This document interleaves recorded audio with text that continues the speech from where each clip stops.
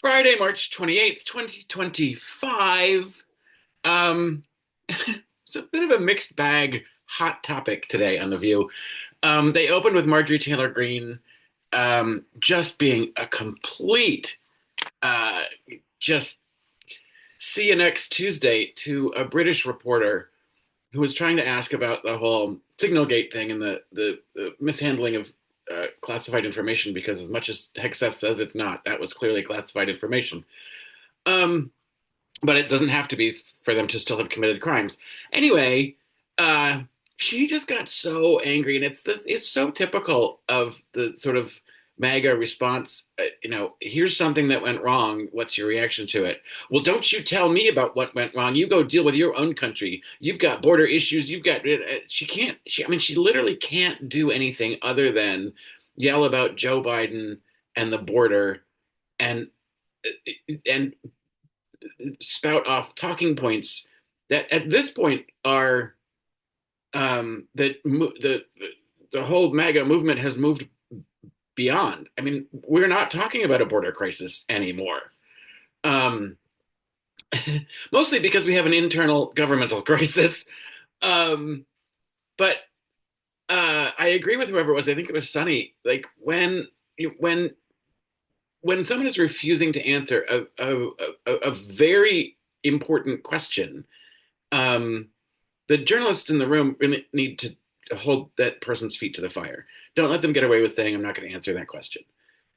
She's never going to answer the questions because she doesn't have a good answer. She's a fucking like belligerent cow. I know we're not supposed to insult people and call names, blah, blah, blah. But literally, she's a terrible human being. She is the one who, before she was even in Congress, harassed um, who was it? David Hogg, a teenager who was in Congress after just being shot at in his school.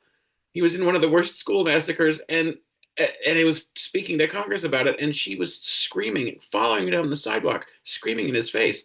She's just, um, she's an angry, miserable fucking cunt. Sorry, I can't help it. I hate her.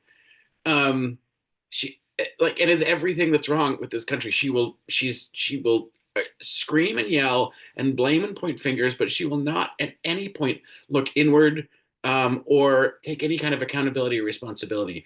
Everyone else is the problem, and I hate you all.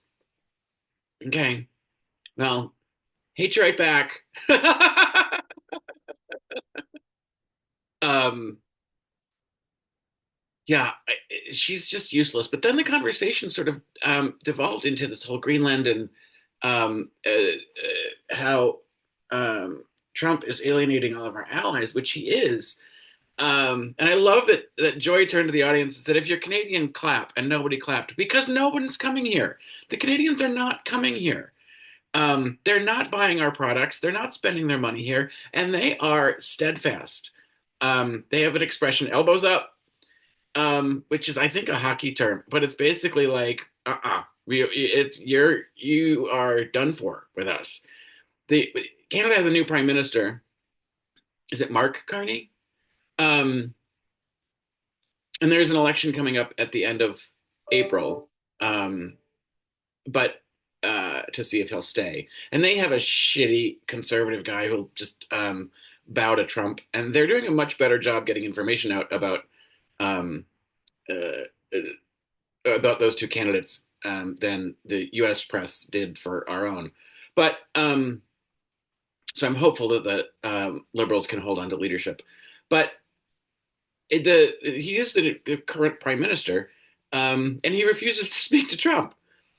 I guess there was some outreach, and the prime minister's office was nah. And he made a speech this week, basically saying the 150-year relationship that we've had in the United States is over. That is not something that we can rely on anymore. And you know, Canada and the UK and Mexico and the EU are going to band together, and they're going to figure out that they don't need us in big ways, and that is going to fuck up the U.S. economy for decades or if not generations. Um, I think it's been We've been poised as world leader, and it's been easier to have all these sort of transactions. And now that we're being shitheads, they're going to be fine without us, and we're going to be screwed. So that's fun to look forward to in my advancing years that I'll have to work until I'm dead. Um, and I don't know what else I think I have to say about that. That whole that thought about having to work until I'm dead just kind of stopped me in my tracks. Because God knows I'm going to get that Social Security, but I swear to God, if they're going to fuck with that, um, there's going to be a lot of raised canes and walkers coming at some politicians because that's our fucking money, and we didn't get a choice about whether or not we got to contribute to it. They took it from us with the express understanding that we would get it back when we're old. I want that fucking money. And I don't care if people don't need it. It's your fucking money. Um, so anyway, in case you're not,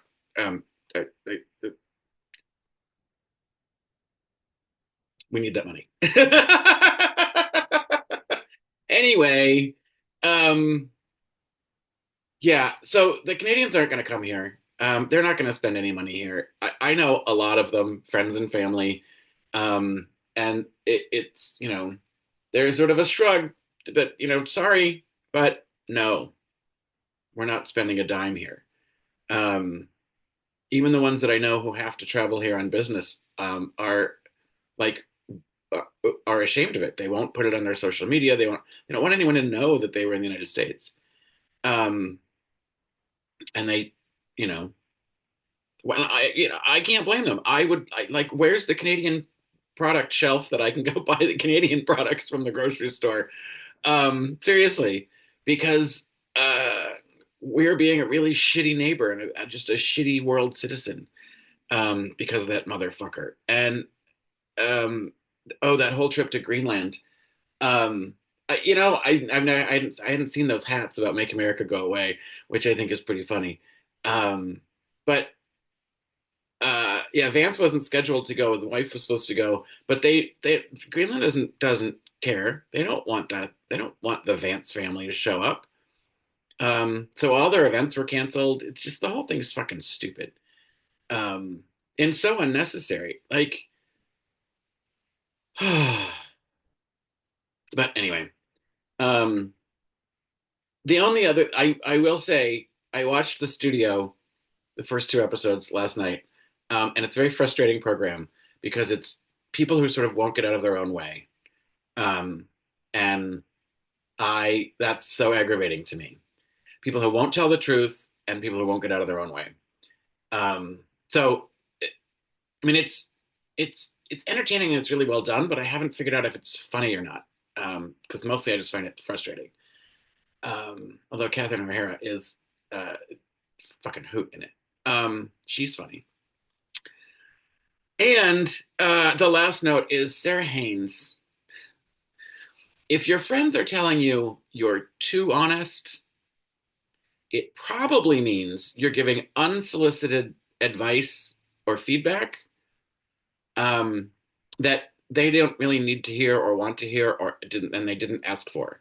So uh, I don't really understand what too honest means. How can you be too honest? Well, if you don't understand what it means, it probably means you have some social boundaries that you're crossing that you should probably think about.